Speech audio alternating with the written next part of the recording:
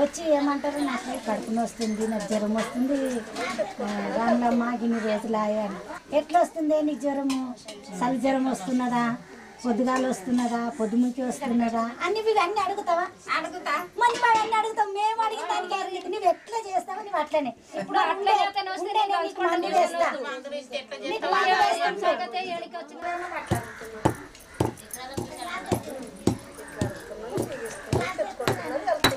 అందరూ ఉంటే బాగా మంచి 30 మంది కానీ వస్తే బాగా బాగా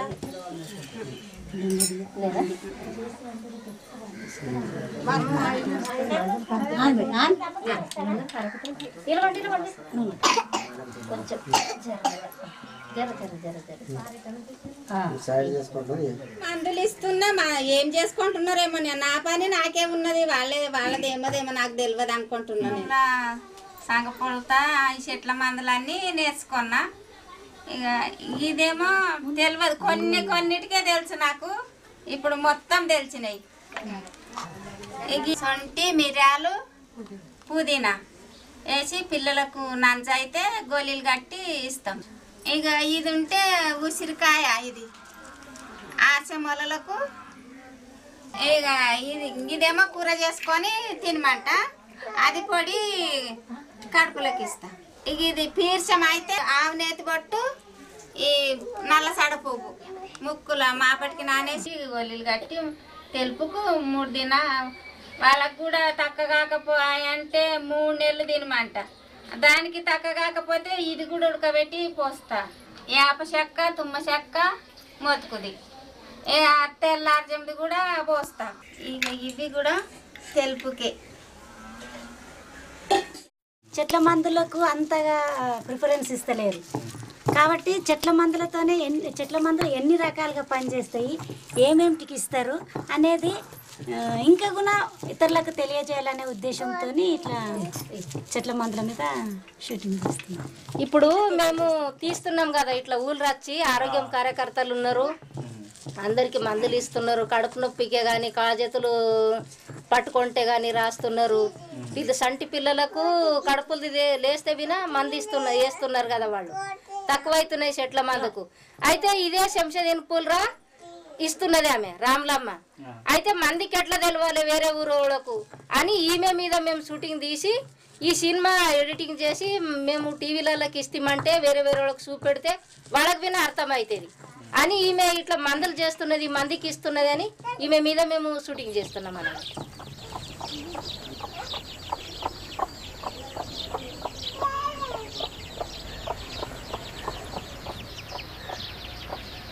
When we came in here 25 years ago and started organizing women in the villages to become groups of sangams as we call them.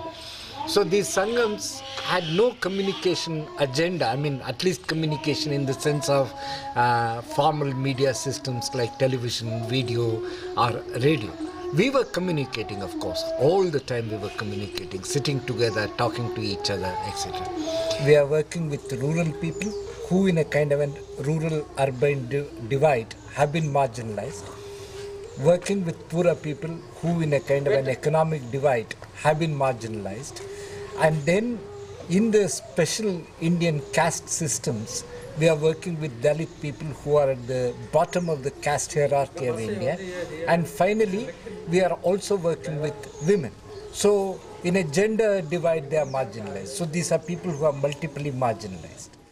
But the issues that we addressed were very different. The issues that had, the issues of daily survival. how do we get our food? How do we grow more trees and lessen our environmental disaster? Every village started becoming capable of producing all the food that the local community would want. And second, in agrarian communities, the issue of seed is central to the entire culture and living of people.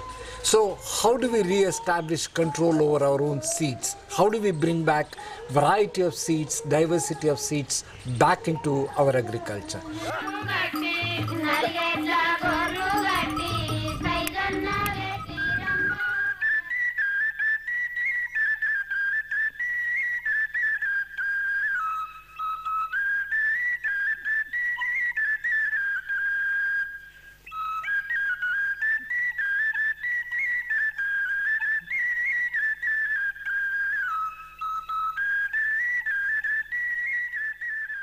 ఇంట్లోనేమో మినుములు ఉన్నాయి sir, block ground sir. ఇంట్లోనేమో ఇప్పుడు పెసాళ్ళు 3-4 రకాల పెసాళ్ళు ఉన్నాయి కదా. ఒక గంపలో పెసాళ్ళు ఉన్నాయి, ఇవి కిడికి పెసాళ్ళు ఉన్నాయి, ఒకళ్ళనేమో చెమికీలు ఉన్నాయి, ఒకళ్ళ బాలెంత పెసాళ్ళు ఉన్నాయి. దీంట్లో ఏం చేసిన అంటే కొర్రలు వేసి మెత్తేసిన, గంపాలకి కొర్రలు పోసి మెత్తేసిన. ఇక యాపాకు మీదేసి బురద పెండ అది పిసికి మెత్తిన మీద ఇక పురుగు కాకుండా ఉంటుంది. ఒక ఇంచు కొర్రలు వాడతాం అన్నమాట. దాని మీద పురుగు కాకుండా సన్నము ఇట్లా నుసి అవుతుంది. నుసి ఏమో జొన్నలకు అవుతుంది, పుట్టి అని పెసాలకు అవుతాయి అన్నమాట. అది కాకుండా ఇట్లా వేసి పెడితే మనకి ఆడ దాకా విన ఇవి పుచ్చిపోకుండా ఉంటాయి. విత్తనాలు మందికి ఇస్తా. ఇప్పుడు పెసాలు కానీ మినుములు, ఒడ్లు, కొర్రలు ఇవన్నీ మందికి ఇస్తా నేను. ఇచ్చి మళ్ళీ వాపస్ వాళ్ళు షేర్ ఇస్తే 2 షేర్లు ఇస్తారు, 4 అడ్లు కూడా పోతే 8 అడ్లు ఇస్తారు. ఇట్లా అందరు తీసుకుపోతారు. ఊళ్ళో చాలా మంది తీసుకుపోతారు. ఇట్లా మా చుట్టుపక్కల విని ఇప్పుడు చాళికోళ్ళు కానీ, ఊరపురపోళ్ళు కానీ, మిరంపురపోళ్ళు, ఈ రాగపురపోళ్ళు వీళ్ళందరూ విన ఇత్తనాలు తీసుకుపోతారు. వాళ్ళు 1-2 ఇస్తారు మనకు. ఆ ఇత్తనాలతో విన లాభం ఇప్పుడు మన దగ్గర ఉంటాయి అన్నీ. ఇప్పుడు యాపాకు బూడిదేసి మెత్తేస్తా కదా, అవి మంచిగా మొలకెత్తుతాయని అందరు విన తీసుకుపోతారు. ఇప్పుడు కొందరు ఇట్లా వేరే వేరే ఇత్తనాలు వస్తున్నాయి, మంచిగా ఉంటాయి అవి మన భూమిలో వేసుకుంటే అని ఊరు ఇత్తనాలే వాడితే మంచిగా ఉంటాయి, వెనకటి ఇత్తనాలే అని అందరు విన మా దగ్గర ఉన్న ఇత్తనాలే తీసుకుపోతారు.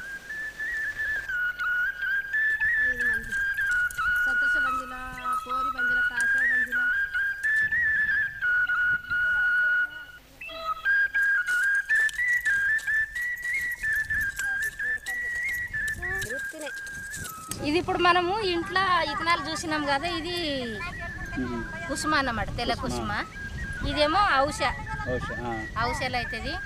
ఇదేమో ధనేము, మనము ధనేము కూరలు వేసుకొనచ్చు, కారం నూరుకొనచ్చు దీంతో. ఇప్పుడు ఎచ్చం అయ్యేది విన దీంతోనే అన్నమాట, ఎచ్చం తయారయ్యేది విన.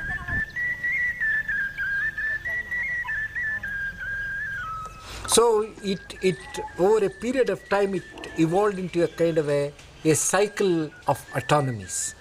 Autonomy over food production, autonomy over seeds, and autonomy over natural resources.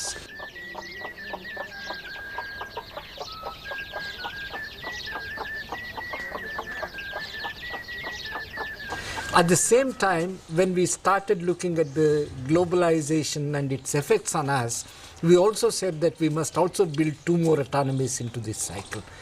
One is an autonomous market and another is an autonomous media. And then the media came, which will support all our other work as well as our market. And this media will articulate all the issues of the women.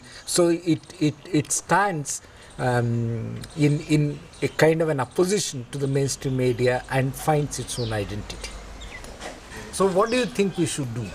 They said we must also have some kind of a thing. They were not exactly able to say we must have a radio of our own, we must have a video of our own. They were saying that we must also have some tools of communication in a very rough way. So we went on honing this argument, and finally it came out that they wanted to do films of their own, they wanted to do radio of their own. Why is it that always other people should come and make a film on them? is it not possible to do film on our own, on ourselves? So we said that's a great idea. And then it also came that the All India Radio, which was the only radio at that time, it had no place for people like us. And if they have something about us, it looks so fake, it looks so silly for us. So why can't we produce something of our own?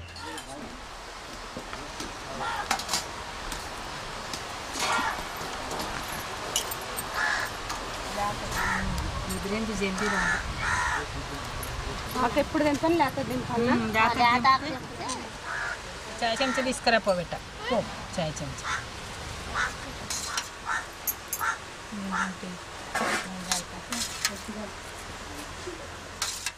ఇది మూత్రం మంటకు వస్తుంది, వేడి శరీరం ఉన్న వాళ్ళకి వస్తుంది, పిల్లలు కాని వాళ్ళకి పోస్తాము, మళ్ళీ సంక పాపకి ఇస్తాము, గడ్డలకు ఈ పైకన పెడితే సిమ్నెత్తి పైకన పెడితే కూడా ఇది ఇట్లనే విసికి, ఇప్పుడు విసికిన అట్లా విసికి పెరుగులో కలిపి తాపుతాం. ఇప్పుడు మేము చేసినవి అన్నీ మర్చిపోకడ అయిపోతున్నాం సార్. వెనకటోళ్ళు కూడా చెప్పి ఏం చేసిండ్రు అంటే వాళ్ళతోనే మునిగిపోయింది. She says she learned quite a few things from her elders, and the elders learned quite a few things from their elders. But they've been losing out on that knowledge because of relying purely on the oral tradition. So she feels that if it is recorded on video, it is there for posterity, and people can continue to make use of a tradition that is dying.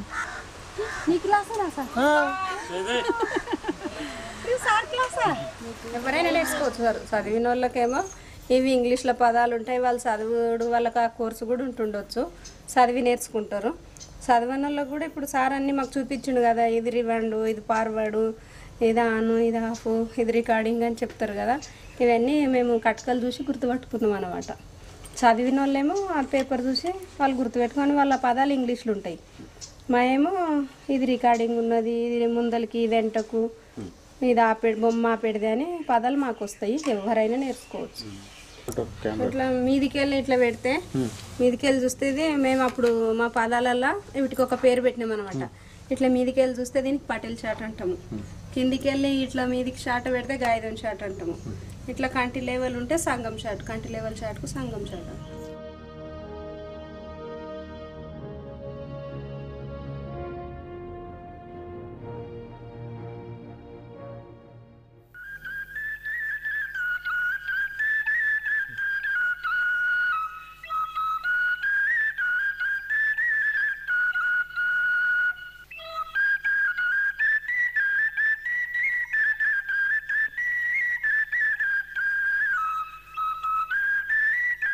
నేను ముందు కలవని పోతుంటే బలరు నా దగ్గర కలవని పోతుంటే మొత్తం వ్యవసాయం పని చేస్తుంటే, మళ్ళీ బలరు పాలి అయినప్పుడు బజార్ల పనికి గిలవల చేయి కింద మేస్తిళ్ళ చేయి కింద పని చేస్తుంటే, ఈ వీడియో నేర్చిన నుండి ఇప్పుడు ఏమవుతుందంటే ఇంతకి ఏమైనా పనులు ఉండడానికే ఉంటాయి మాకు.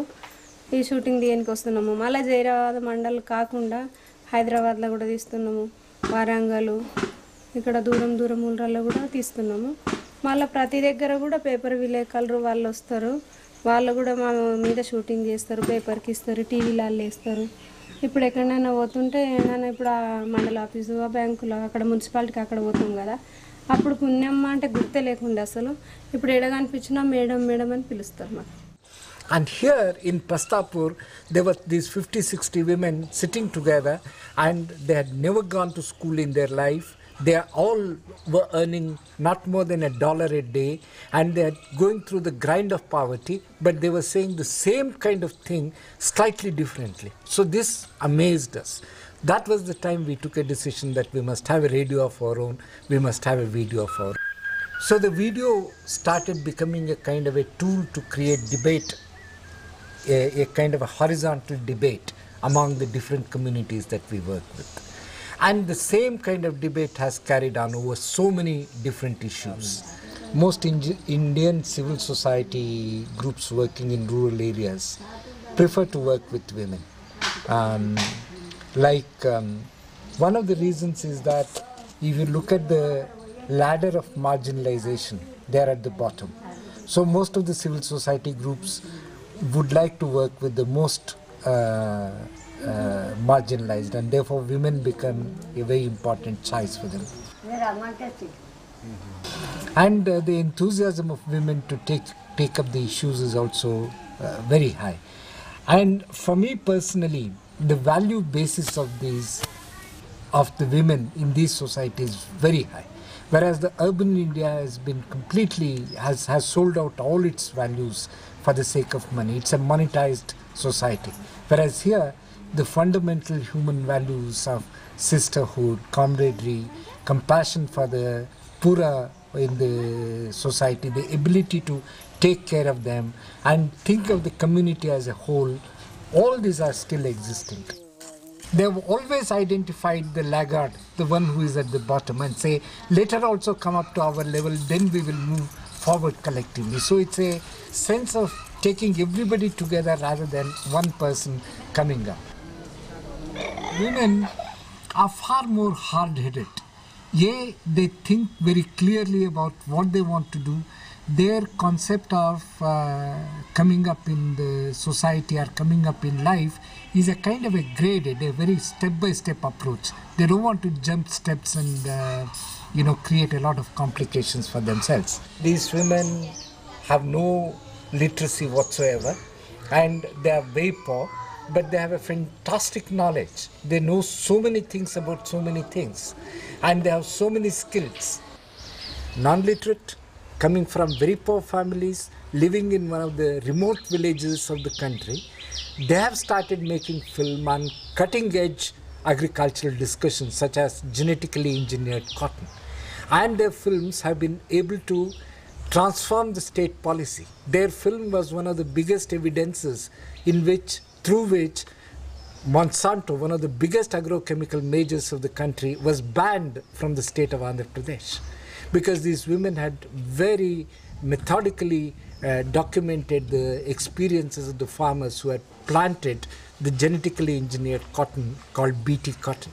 And later, they were so enthused by this success that they went out and made a film on the issue of BT cotton in South Africa, Thailand, Indonesia, India, and Mali. So in that sense, this farmer to farmer kind of dialogue, which is the basis of these BT cotton films, has become internationalized. It has become a kind of a language between the farmers through the medium of video.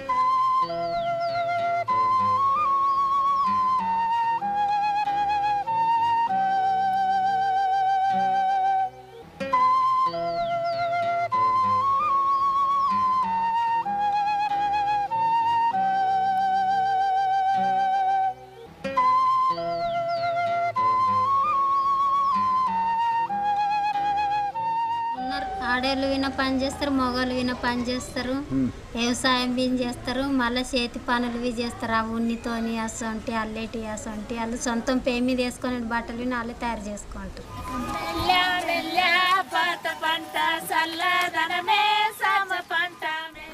భాష కాకుండా ఇట్లా మనుషులను దోస్తాను లేక ఇట్లా చేయి సాయిరతోని కానీ యాక్షన్తోని కానీ అట్లా చేసినాం.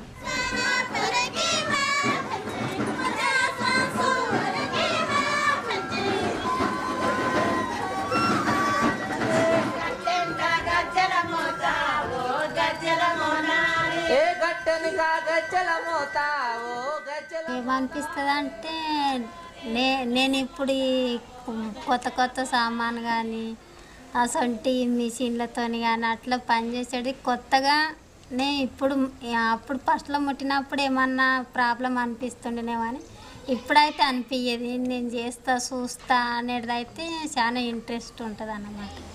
మళ్ళీ మంచిగా ఉన్నది అనిపిస్తుంది సంతోషంగా.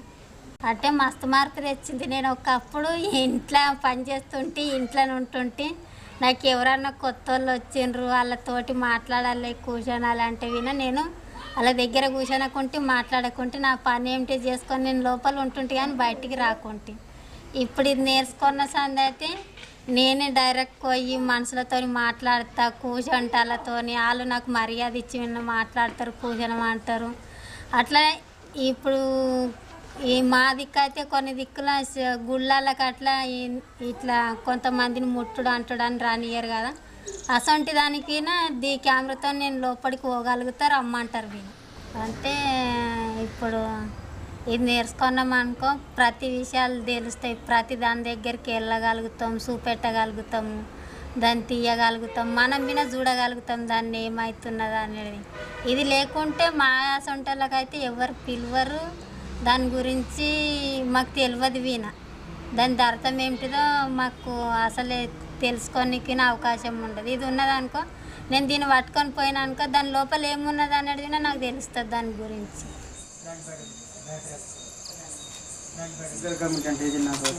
ఇవన్నీ లీగల్ కమిటీ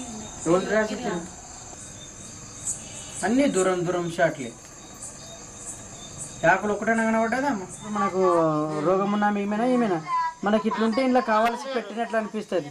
అందరు రోగాలలో ఒక్కోసారి రారు ఎవరైనా. ఇప్పుడు ఎట్లుందంటే నవ్వున్నట్లా అట్లా బాధలు ఉండాలి మనము చేసేటప్పుడు. ఇది వచ్చి ఎట్లా చూసిందో తెలియదు. ఈ జర దగ్గర షాట్లు క్లోజప్ పెట్టి ఉండాలి. చేయి మీద తీస్తే ఏమైతే కదులుతున్నది స్టాండ్ పెట్టి డబ్బులో ఏమి ఇచ్చినాయి లేకుండా అట్లా నోటికి కొన్నిటికి పేలు వేసి గోళీలు పట్టిక అడ్డాసారం గోళీలు అవన్నీ వేసి జర ఉంటే వేరే ఒకటి క్లియర్ అనిపిస్తుంది.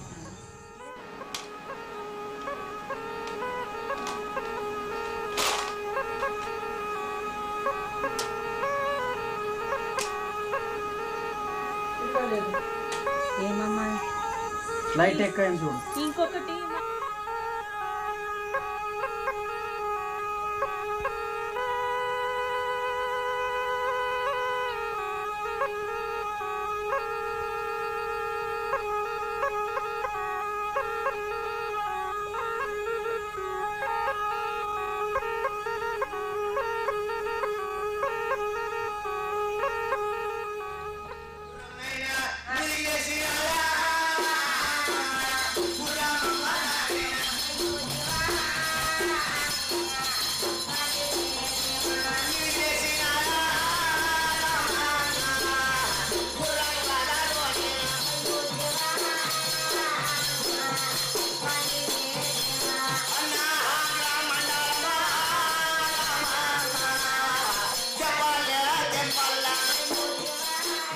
అంటే రేడియో నేర్చుకోకుంటే మామూలుగా కూలి పని అట్లాంటి చేస్తుంటే మేము రేడియో నేర్చుకున్నాక అయితేనేమో ఒక విలువ అనేది పెరిగింది అనమాట. అంటే ఇప్పుడు మామూలుగా మేము ఎక్కడన్నా పోయినా విడ అరే వీళ్ళు విడ పని చేస్తారు, వీళ్ళు విడ రేడియోలలో పని చేస్తారు అనేది ఒక విలువ పెరిగింది. లేకుంటే అసలు మేము ఉన్నామంటే మనసులో గుర్తే ఉండకుండే కదా, అట్లా అనిపిస్తుంది. అంటే ఇప్పుడు మామూలు రేడియోలలో అయితేనేమో ఎక్కడెక్కడ వాళ్ళు వచ్చి చేస్తుంటారు కదా, మనకంటూ ఒక రేడియో ఉంటే మన ప్రోగ్రామ్స్ మనం చేసుకుంటాము, మన భాష గురించి, మన పండగల గురించి, మళ్ళా మన దగ్గర ఉన్న కల్చర్ గురించి మనం చేసుకుంటాం అన్నమాట. అతనికి ఎంత కావాలనో ఎంత చేస్తాడో అతనికే తెలియదు సరిగా. ఇక్కడ ఉన్న వాళ్ళు అయితే ఇక్కడ ఏమవుతున్నది అనేది వీళ్ళకి అర్థమవుతుంది, ఎట్లా చేయాలి, ఏం వినిపించాలి, ఎసొంటిది అయితే వీళ్ళు వింటారు, దీన్ని వీళ్ళకి ఎట్లా అర్థమవుతుంది అనేది తెలుసుకొని దాని ప్రకారం చేసి వాళ్ళకి నచ్చినట్లు మేము చేస్తామన్నమాట. వాళ్ళైతేనేమో ఏదో ఇంత వచ్చిండు చేసిండు చూపిస్తున్నాడు అట్లా వినిపిస్తున్నాడు అనేది దాన్ని బట్టి చేస్తారనమాట. ఏదో కొంచెం అతనికి ఏది ఇష్టం వస్తుందో తెలియదు, మనకి ఇంపార్టెంట్ ఏమిటిదో తెలియదు, అతనికి ఏమి వీళ్ళు ఇంపార్టెంట్ ఏమిటిదని అతనికి సరిగా తెలిసి ఉండొచ్చు, తెలియకపోవచ్చు. అట్లా దాన్ని బట్టి ఏది వినిపించాలనో అనేది కూడా తెలియక అట్లా అతనికి ఇష్టం వచ్చింది వేస్తారనమాట. ఇప్పుడు విత్తనాల గురించి మనం ఉదాహరణకు విత్తనాల గురించి తీసుకుంటే మన దగ్గర చాలామంది విత్తనాలు మెత్తి పెడతారు, కానీ ఎప్పుడు రేడియోలలో వీళ్ళు విత్తనాలు కాపాడుతున్నారు అని రారు.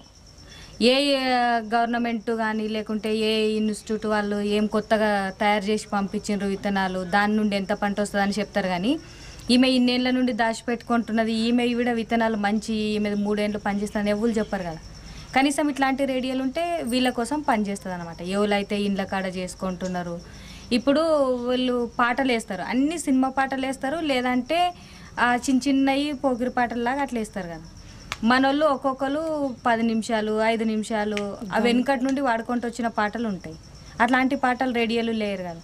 కనీసం ఇట్లాంటి రేడియోలు ఉంటే వీళ్ళ కోసం ఉపయోగపడతాయి. అంటే ఇప్పుడు ఒకరోజు లేట్ అయింది అనుకో మనం ఊర్లలో క్యాసెట్ వినిపించడానికి, అయినా రేపైనా కూడా మనం ఇస్తాము. అది మామూలుగా తీసుకుపోతారు, వినిపిస్తారు, ఫీడ్బ్యాక్ రిపోర్ట్ వస్తుండే మనకు.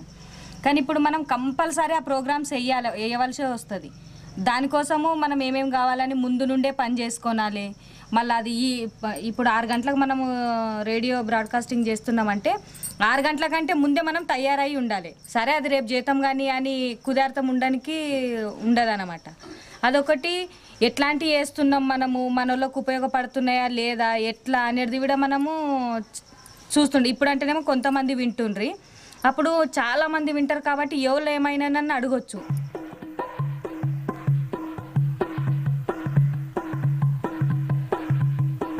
రెండవ భాగము ఇంకొకసారి విందాము. ఇంతటితో ఈ పూట కార్యక్రమాలు సమాప్తం. నమస్తే.